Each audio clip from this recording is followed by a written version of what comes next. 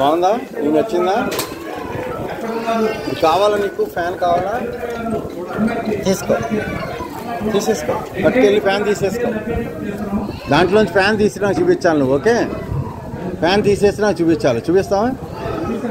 దాంట్లోంచి ఫ్యాన్ తీసేయాలి. బయట తీయగలవా?